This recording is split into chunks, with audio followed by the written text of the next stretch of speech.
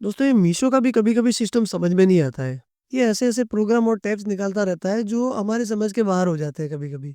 अब दोस्तों मीशो ने एक नया टैब ओपन किया है जिसका नाम है प्रॉफिट एंड लॉस।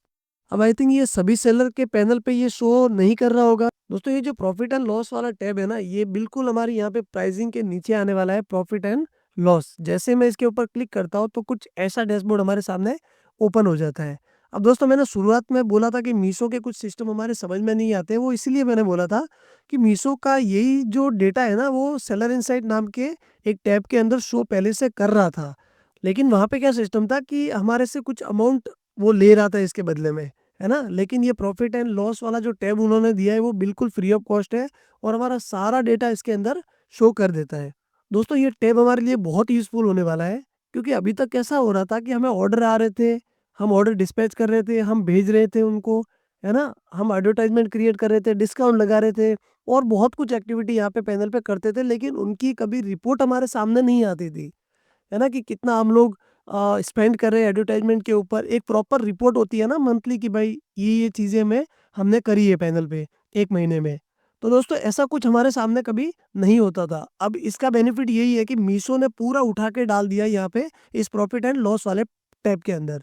जो भी हमारा पूरे महीने का लेखा-जोखा रहेगा, वो हमारे सामने पूरा यहाँ पे ये देखो ऐसे शो कर देगा। गाइज़ ये वीडियो पूरा देखना, क्योंकि ये बहुत इन्फॉर्मेटिव होने वाला है। यहाँ पे आपको बहुत सारी चीज़ें जानने को मिलेगी और काम में भी आएगी आपके। जैसे ही हम प्रॉफिट एंड लॉस के ऊपर क्लिक करेंगे तो ऐसा कुछ डैशबोर्ड हमारे सामने आता है और पहला ही इसका कॉलम है नेट सेटलमेंट। अब दोस्तों नेट सेटलमेंट का मतलब होता है कि हमारा पूरा महीने का जो सेल हुआ है ना, सब डिडक्ट करके, जितना भी हमने एड स्पेंड किया है, जितना भी हमारा चार्जेस लगा है, रिकवरीज लगी है, रिटर्न शिपिंग है, जो भी है वो पूरा लेस करके जो बचता है, अपना पीछे का जो सेल बचता है, वो है ये वाला नेट सेटलमेंट। ठीक है? देखिए हम लोग यहाँ से स्टार्ट करते हैं। यहाँ पे 1 महीने का सेलेक्ट किया हुआ है, ठीक है? ये पूरा नवंबर महीने का सेलेक्ट किया हुआ डेटा है। अब दोस्तों यहाँ पे देखिए, हमें पूरा नवंबर महीने में जो ऑर्डर मिले हैं ना, वो 371 मिले हैं। उसके बाद में वो जो 371 ऑर्डर्स के जो अमाउंट बनता है वो है 1,49,342। ये अमाउंट बनता है हमारा ये 371 ऑर्डर का। देखिए दोस्तों इसके बाद में नीचे आते हैं, यहाँ पे हमारा क्लेम अमाउंट है। जो भी हमारा क्लेम पास हुआ है ना, ये उसका अमाउंट है।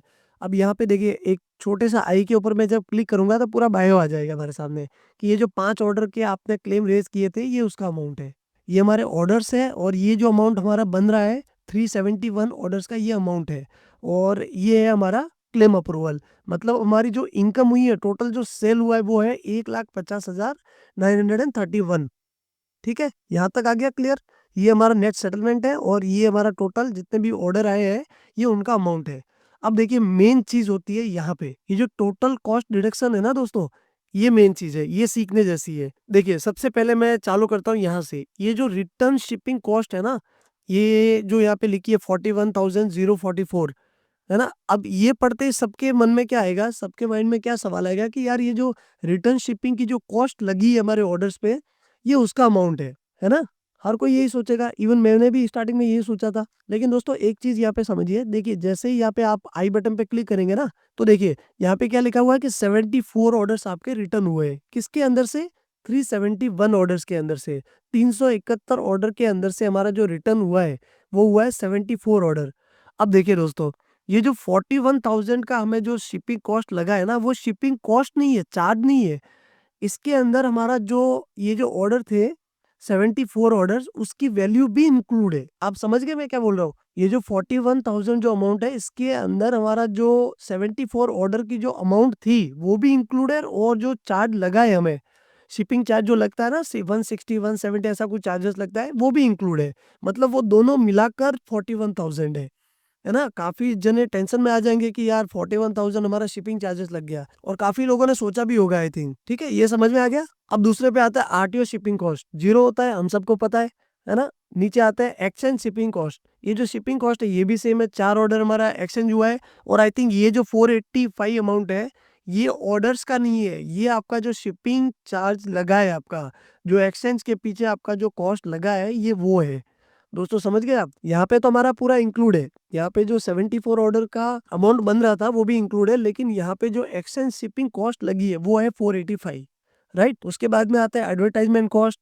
सबको पता, जितना भी हमने ऐड रन किया है 1 महीने के अंदर-अंदर, वो यहाँ पे शो करेगा। राइट? उसके नीचे आता है रिकवरीज। अब रिकवरीज में 2-3 टाइप होती है। हमारे एफिलिएट फी हो जाती है, जो सोशल मीडिया इन्फ्लुएंसर के थ्रू जो हम लोग अपनी ऐड चलाते हैं, अपने वीडियोस वो लोग बनाते हैं, तो उनकी ये जो जो फीस होती है वो रिकवरीज में आती है। ठीक है? उसके बाद में आता है दोस्तों डिस्काउंट। डिस्काउंट के अंदर डेली डील्स है, जो भी हम लोग जहाँ पे भी डिस्काउंट देते हैं, रॉन्ग डिफेक्टिव प्राइसेस भी इसके अंदर आ जाती है ना? देखो इसके ऊपर क्लिक करते हैं, एक तो डेली डील्स का अमाउंट आया, और दूसरा जो भी हमारा रॉन्ग डिफेक्टिव प्राइस हम लोग डालते हैं उसके पीछे ये जो हम लोग कम करके डालते हैं ना, ये वो अमाउंट है।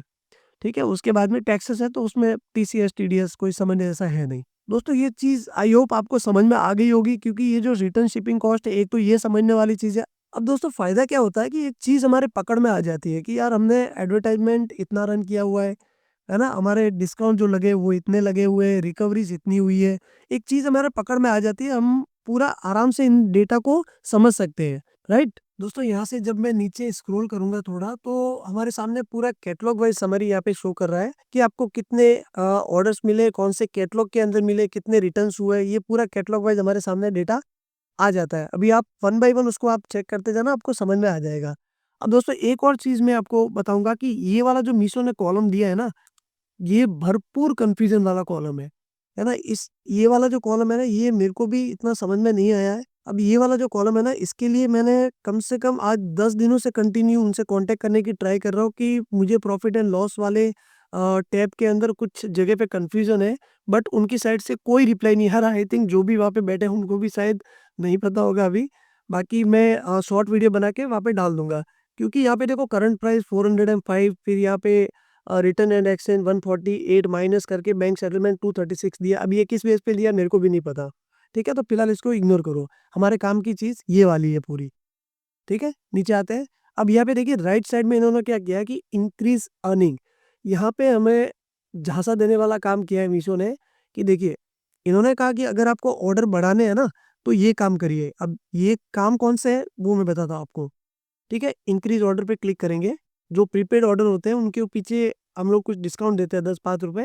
तो वो उनका कहना अभी ये है कि 32 उसको कर दो। जो भी आप पहले दे रहे थे 10, 12, 15 जो भी दे रहे थे उसको बढ़ा के 32 कर दो। ठीक है? उसके बाद में उसने बोला है कि जो रॉन्ग डिफेक्टिव प्राइस का जो आपने डिफरेंस रखा है 10 रुपए का, उसको भी 32 कर दो। आप समझ गए? जो हम लोग रॉन्ग डिफेक्टिव के लिए प्राइस डालते हैं ना, तो मैंने यहाँ पे 10 रुपए के डिफरेंस में डाला हुआ है। ठीक है? तो अभी ये कह रहे हैं कि 32 उसको कर दो, उसके बाद में ये प्रीपेड के लिए भी 32 कर दो। मतलब 60 रुपए के आस-पास आप डिस्काउंट दे दो, आपको ऑर्डर मिल जाएँगे। अब दोस्तों ऑब्वियसली हम सबको पता है कि जितना ज़्यादा डिस्काउंट देंगे ऑर्डर तो बढ़ना है। लेकिन दोस्तों आप प्रॉपर चेक करिए, आपका अगर मार्जिन हो तो ही उसके अंदर चेंजेस करिए, वरना कोई करने की ज़रूरत नहीं है। चलिए इससे थोड़ा बाहर आ जाते हैं। दोस्तों ये एक साइडर वाला अकाउंट है जहाँ पे इतना ज़्यादा सेल होता नहीं है, बट यही अकाउंट के ऊपर प्रॉफिट एंड लॉस टैब वाला मीशो की तरफ से आ गया है, तो इसी के ऊपर वीडियो बनाना पड़ा। दोस्तों अब आते हैं हमारे सबसे मेन वाले पार्ट पे कि प्रॉफिट कैसे निकालते हैं। उससे पहले दोस्तों मैं आपको एक चीज़ वापस याद दिलाना चाहूँगा कि ये जो वैल्यू है ना, ये हमारे प्रोडक्ट की भी वैल्यू इसके अंदर इंक्लूड है, ठीक है? तो आप टेंशन में मत आना कि ये इतना बड़ा जो यहाँ पे अमाउंट दिख रहा है, वो हमारा पूरा खाली जो रिटर्न शिपिंग जो चार्ज लगता है ये वो है। बिल्कुल ये वो नहीं है, हमारे प्रोडक्ट की वैल्यू भी इसके साथ में एडेड है, ठीक है? अब दोस्तों मैं आपको समझाता हूँ कि इसका प्रॉफिट कैसे निकाला जाता है। देखिए दोस्तों, हमारा जो ये नेट सेटलमेंट है ना, मैं दूसरे पेज पे आपको लेके जाता हूँ। देखिए, ये वही चार्ट के हिसाब से मैंने बनाया है कि टोटल ऑर्डर जो हमें मिला है ना, वो हो गया था अपना 371। टोटल जो ऑर्डर मिला था वो 371 था हमारा। उसके बाद में जो हमारा रिटर्न हुआ है वो है 74। 74 371 माइनस 74 हो गया हमारा, सक्सेसफुल ऑर्डर हो गया 297। ठीक है? अब एक प्रोडक्ट की हमारी जो कॉस्ट है ना दोस्तों, वो है 150। ₹10 मैंने अलग से एक्स्ट्रा खर्च ऐड कर दिया है हर पीस के ऊपर। आप अपना जो भी कॉस्टिंग रहती है वो उसके अंदर ऐड कर सकते हैं। तो टोटल जो कॉस्टिंग प्रोडक्ट की हुई वो 160 रुपीज़ हुई। ठीक है? अब दोस्तों 160 इंटू ये जो 297 सक्सेसफुल ऑर्डर हुए हैं ना, इस इन दोनों को मल्टीप्लाई करना है। 60 इंटू 297, जैसे ही आप इन दोनों को मल्टीप्लाई करोगे तो ये वाला आ जाएगा। मतलब 47,520 रुपए हमारे प्रोडक्ट की कॉस्ट है। ये जो हमारे ऑर्डर सक्सेसफुल हुए हैं, उनकी जो कॉस्ट पड़ी हमको वो है 47,000। ठीक है? और हमारा बैंक सेटलमेंट क्या था? 1,02,821 रुपए। अब जब हमारे नेट सेटलमेंट के अंदर से ये जो कॉस्टिंग हमारी पड़ी है वो लेस करेंगे तो हमारा ये मार्जिन निकल जाएगा। समझ गए? तो ये हमारा प्रॉफिट निकालने का पूरा चार्ट। बाकी दोस्तों आपको जो मेन चीज़ याद रखनी है वो है एडवर्टाइज़मेंट कॉस्ट है, ये जो आपके जितने भी साइड के कॉस्टिंग है ना, डिस्काउंट वगैरह इन चीज़ों का आपको ध्यान देना पड़ेगा। दोस्तों आई होप आपको पूरा ये टेबल समझ में आ गया रहेगा, फिर भी इसके अलावा अगर कोई डाउट हो तो प्लीज़ मुझे कमेंट में पूछिए, मैं आपको ज़रूर जवाब दे दूँगा। ठीक है? अपना बाकी ये वाला रहा तो मैं शॉर्ट वीडियो डाल के इसका भी क्लियर करके आपको समझा दूँगा। थैंक यू दोस्तों।